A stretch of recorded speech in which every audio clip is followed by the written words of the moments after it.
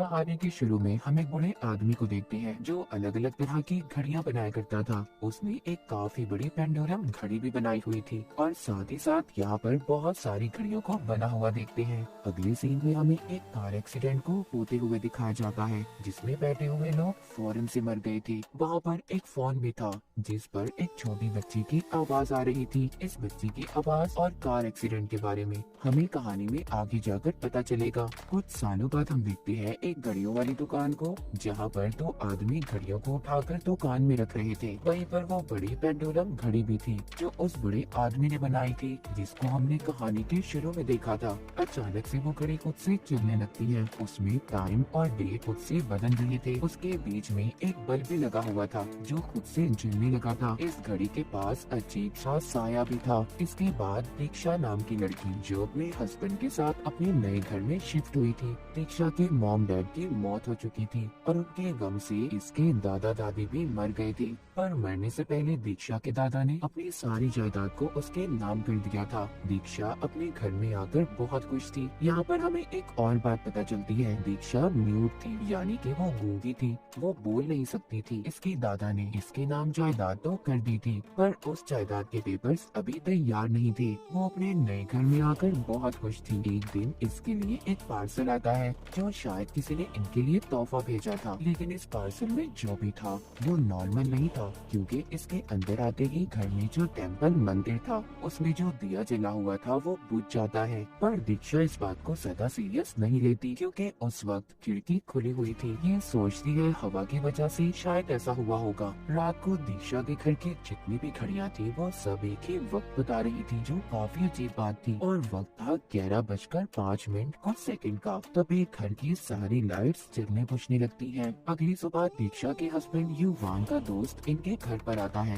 वो लोग काफी बातें करते हैं। जाते हुए युवान का दोस्त कहता है क्या तुमने दीक्षा से बात की? युवान कहता है नहीं यार, मैं उससे बात नहीं करना चाहता क्योंकि मुझे लगता है कि उसकी हालत खराब हो जाएगी। वो क्या बात थी ये हमें आगे जाकर पता चलेगा। दीक्षा जब अपने घर में सामान को सेट कर रही थी तो ये वो पार्सल भी खोलती है। उस पार्सल में से बड़ी सी पेंडुलम घड़ी निकलती है। वो घड़ी बंद थी पर उसको दीक्षा जब चलाती है तो उसमें एक बल्ब था जो घड़ी के अंदर देखने के लिए बनाया गया था। जब ये अंदर झांकती है तो उसको एक बुरी झलक दिखाई देती है जिससे दीक्षा काफी डर गई थी। फिर बाद में जब ये किचन में जाने लगती है तो ये अपनी खिड़की पर किसी को देखती है जो इतना डरावना था जिसे देखकर ये डरकर बेहोश हो गई थी। कुछ देर के बाद डॉक्टर जब चेक करने आते हैं तो ये युवान से पूछते हैं कि तुम्हारी वाइफ के साथ पहले भी कभी ऐसा हुआ है? तो बताता है कि नहीं, पर हाँ कुछ सालों पहले दीक्षा का एक्सीडेंट हुआ था जिसमें उसके सर पर बहुत गहरी चोट आई थी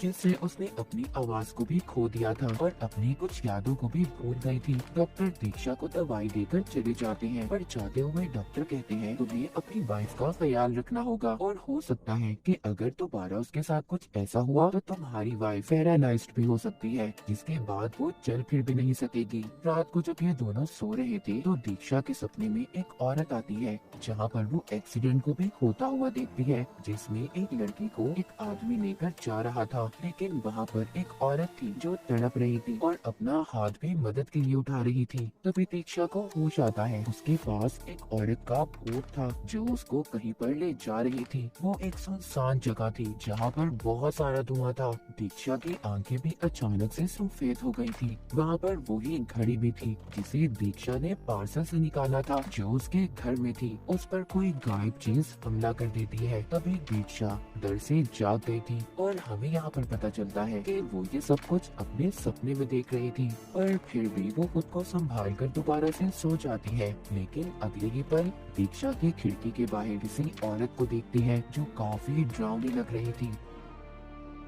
अगली सुबह युवान जब ऑफिस जाता है तो उसको वहाँ पर भी दीक्षा की फिक्र हो रही थी और इसी बात पर उसके बॉस भी उसको बहुत डांटते हैं। उधर दीक्षा घर पर थी। तभी जब घड़ी पर 11:05 का वक्त होता है तो घर की सारी लाइट्स जलने बुझने लगती हैं। इस टाइम के मुताबिक वाई बनता था जो इस मूवी का नाम भी है। ये काफी अजीब बात थी कि वो घड़ी इसी वक्त पर रिंग करती थी, बजती थी। जब दीक्षा उस घड़ी के पास जाती है तो उसके अंदर दोबारा से झांकने की कोशिश करती है, पर तभी उसके दरवाजे की घंटी बजी थी। जब ये जाकर देखती है तो इसे पता चलता है कि इसके अंकल थे जो गांव से आए थे, जिन्हें देखकर ये बहुत खुश हो गई थी। रात को खाना खाते हुए इसके अंकल बताते हैं कि दीक्षा के नाम जो भी जमीन है उसके कागजात अभी पूरे नहीं है, हमें जल्दी उन्हें बनवाना होगा वरना और कोई उस पर कब्जा कर लेगा। और यही बात इनके अंकल इन्हें बताने आए थे। जब सब सो जाते हैं और वही टाइम होता है जो 11:05 का था। घड़ी बजने लगी थी जब दीक्षा के अंकल बाहर चेक करने आते हैं तो वो फिसल कर गिर गए थे और उन्हें कोई पीछे की तरफ खींच रहा था। सुबह को जब ये सारी बात युवान को बताती हैं और कहती है कि मुझे लगता है तुम्हारे घर में कुछ तो अजीब है, क्योंकि मुझे रात कोई चीज अपनी तरफ खींचने की कोशिश कर रही थी। पर युवान अपने अंकल से कहता है ऐसा कुछ नहीं है, आपको जरूर कोई गलत फहमी हुई है और आप लिक्विड साबुन से फिसल कर गिरे थे। मैंने खुद सुबह फर्श पर गिरे हुए देखा है। ये अपने अंकल की बातों पर यकीन नहीं करता। जब ये सारी बातें जाकर युवान अपने दोस्त को बताता है तो वो कहता है कि तुम सब बातों को हल्का मत लो, दीक्षा की भी तो तबीयत ठीक नहीं है, तुम्हें जल्दी कुछ करना होगा क्योंकि ये भूत प्रेत दुनिया में पाए जाते हैं। उधर घर में दीक्षा जब बिल्कुल अकेली थी तो उसे ऐसा महसूस हो रहा था कि जैसे खिड़की पर कोई है। जब ये जाकर देखती है तो ऐसा कुछ भी नहीं था, पर उसको खिड़की के शीशे पर पानी के कतरों से वाई लिखा हुआ नजर आता है और तभी उसको अपने पास कोई काला साया भी दिखता है, जिसे देखकर वो काफी डर गई थी और वहाँ से बाहर भागती है। तभी घर पर युवान भी आ गया था और उस वक्त भी 11:05 का वक्त था। युवान भी दीक्षा की ऐसी हालत देखकर डर गया था, इसलिए वो अभी फैसला करता है कि वो दिमाग के डॉक्टर को बुलाएगा। डॉक्टर आते ही दीक्षा के घर को देखते हैं। तभी जब वो एक जगह पर जाने लगते हैं तो घर का गार्ड उन्हें रोक लेता है और कहता है प्लीज आप यहाँ पर मत जाएं, ये जगह ठीक नहीं है। डॉक्टर जब दीक्षा से मिलते हैं तो युवान डॉक्टर को सारी बात बताता है और तभी अंकल की कॉल भी आ गई थी। अब डॉक्टर को भूत वाली बात का भी पता चल गया था। डॉक्टर के घर पर कैमरास लगाते हैं और दीक्षा की सारी रिपोर्ट को चेक करते हैं। रात को हम देखते हैं दीक्षा की आंखें बिल्कुल सफेद थी और वो युवान का गला दबा रही थी, लेकिन तभी युवान को होश आता है और यहाँ पर हमें पता चलता है कि वो सिर्फ एक सपना देख रहा था। दीक्षा तो उसके पास आराम से सो रही थी। अगली सुबह डॉक्टर ने पूरे घर में कैमरा को लगा दिया था और जब दीक्षा सो जाती है तो सभी उस पर कैमरास के जरिए नजर रख रहे थे और तभी वाई शेप वाला टाइम भी हो जाता है। युवान का दोस्त जब बाथरूम में था तभी लाइट्स जलने बुझने लगती है और पानी भी थोड़ा थोड़ा आ रहा था। वो अपने पीछे किसी काले साए को महसूस करता है और डर से भागता है। तभी वो दीक्षा को उसके कमरे में देखता है जो अपने बेड पर बैठी अजीब तरह से लग रही थी, जो काफी डरावना था।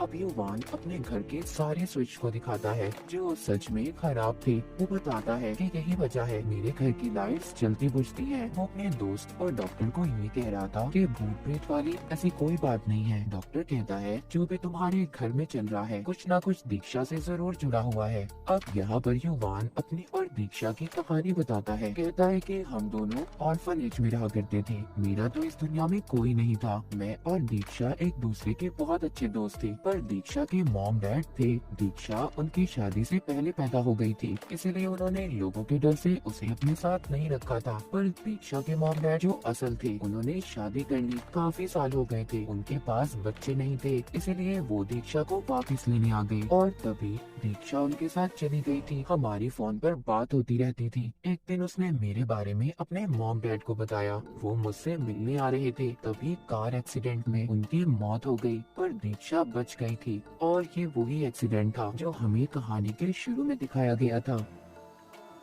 जब युवान ये सारी कहानी सुना रहा था, दीक्षा भी उसके पास बैठी थी, सब सुन रही थी और अचानक से उसे कुछ होने लगा था। उसे देखकर ऐसा लग रहा था कि जैसे उसे कुछ याद आ रहा हो और वो बोलने की भी कोशिश कर रही थी। तभी जब वहाँ पर घड़ी बजती है, दीक्षा की हालत काफी खराब हो जाती है। डॉक्टर उस घड़ी को बंद करवाते हैं और आगे उस घड़ी के बारे में पता करने की कोशिश करते हैं। इनको पता चलता है कि पहले ये घड़ी युवान के दोस्त को तोहफे में मिली थी जब उसने ऑनलाइन शॉपिंग की थी। थी, मगर बाद में उसने युवान को तोहफे में दे दी। जब ये उस घड़ी के असल मालिक के बारे में पता करते हैं तो एक एजेंट आदमी इनको उस कपल की तस्वीर दिखाता है जिन्होंने ये घड़ी असल में बनवाई थी। उसे देखते ही युवान कहता है ये तो वही फैमिली है जिससे उस दिन दीक्षा की फैमिली का एक्सीडेंट हुआ था। और यहाँ पर अब हमें उस एक्सीडेंट के बारे में सही से पता चलता है जो हमने कहानी के शुरू में देखा था। उस दिन यही कपल था जो बाइक पर अपनी बेटी से मिलने जा रहे थे और कार में दीक्षा की फैमिली थी। तभी एक मोड़ पर दोनों का एक्सीडेंट हो गया और जिस बच्ची की आवाज को फोन पर सुना था वो उसी बाइक पर बैठे कपल की बेटी थी। वो दोनों आते हुए अपनी बेटी से बात कर रहे थे और उस एक्सीडेंट में जो कपल बाइक पर था उनमें से उस लेडी का हस्बैंड मर गया था और दीक्षा के मॉम डैड भी। पर वो लेडी अपना हाथ मदद के लिए हिला रही थी और शायद यही वजह थी कि ये लेडी बार बार दीक्षा के सपनों में आया करती थी। इसके बाद सभी रात को मिलकर खाना खाते हैं और डॉक्टर दोबारा से घड़ी को चेक करने जाती है। जब युवान डॉक्टर के कमरे में आता है तो उधर डॉक्टर नहीं थे। टाइम भी 11:05 का था। खैर डॉक्टर जब इनके पास आते हैं और इन्हें यहाँ पर बताते हैं जिससे इन्हें और हमें यहाँ पर सच का पता चलता है। डॉक्टर कहते हैं कि असल में कोई भूत प्रेत नहीं है। उस घड़ी को ऐसे डिजाइन किया गया है कि उसमें उस कपल की तस्वीर का नेगेटिव डाला गया है और हमने देखा था जब दीक्षा को एक नेगेटिव अजीब झलक दिखाई दी थी उसकी भी यही वजह थी। और जब 11:05 का वक्त होता है तो ये सब कुछ नजर आता है। फिर मुझे किसी के रोने की आवाज सुनाई दी। मैं बाहर गार्ड के पास गया। मैंने पूछा ये सब क्या चल रहा है, जिस पर उसने मुझे एक औरत के बारे में बताया कि उसकी बेटी और दामाद बहुत हंसी खुशी जिंदगी गुजार रहे थे। तभी एक दिन उन दोनों का एक्सीडेंट हो गया। उस औरत की बेटी का हस्बैंड तो मर गया पर उसकी बेटी जिंदा थी जो पूरी तरह से पागल हो चुकी थी।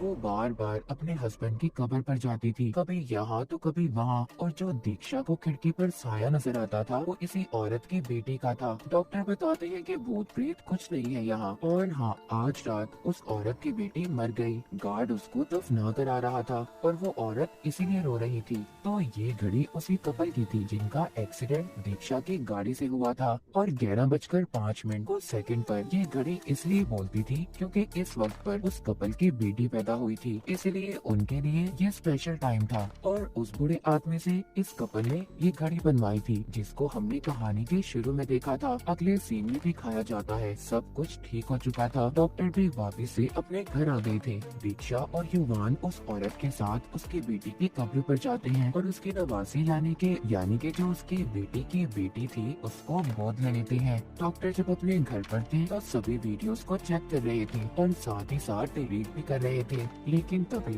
डॉक्टर के सामने पिछली रात की रिकॉर्डिंग आती है जिसमें उन्हें साया नजर आता है, मगर उस वक्त तो उस औरत की बेटी की मौत हो चुकी थी। क्या सच में उस औरत की बेटी की आत्मा वाकई ही इस घड़ी में चली गई थी? और उस वक्त भी 11:05 का टाइम था। तभी घड़ी बजने लगती है। उसकी आवाज से वो बच्ची जाग गई थी जिसको दीक्षा और युवान ने गोद लिया था। वो अपने सामने एक काले साए को देखती है और आखिर में हम टू बी कंटिन्यू लिखा हुआ देखते हैं। क्या आगे वो आत्मा अपनी बेटी के साथ रहेगी या फिर आगे बहुत कुछ होना बाकी है? ये 11:05 का टाइम स्पेशल तो था पर अब खतरनाक भी। और इसी के साथ ये कहानी यहीं पर खत्म हो जाती है।